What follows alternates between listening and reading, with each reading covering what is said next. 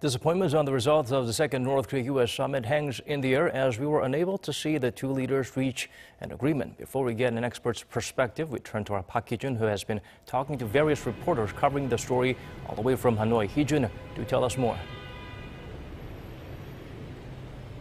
So this morning I was at the Sofitel Hotel where Kim and Trump met yesterday and today, and then I went to President Trump's press conference, and now I'm at the International Media Center. So throughout the entire day I was able to meet a lot of reporters, ask their opinions on what was made of the Kim-Trump summit. Before we learned that the two leaders were unable to reach an agreement, there were hopes that there would be progress in certain areas, including the shutdown of the Yeongbyeon nuclear complex and its inspection, and even some partial economic rewards.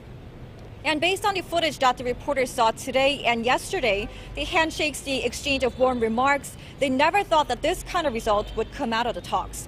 Now, when we learned of the news that the two leaders skipped the lunch and the signing ceremony, it was really hard to believe. I was actually on my way to President Trump's presser when I heard that news, and everyone was surprised and shocked, to say the least, when we were getting news that various sources and the White House that were giving us the press pool and also the reporters here at the presser.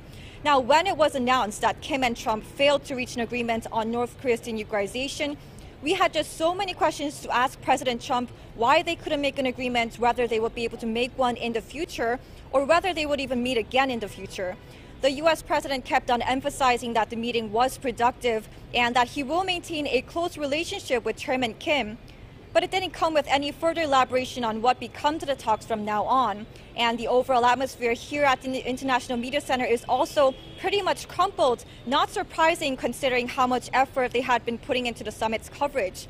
We're just waiting to hear further remarks from the U.S. and possibly from North Korea. Daniel.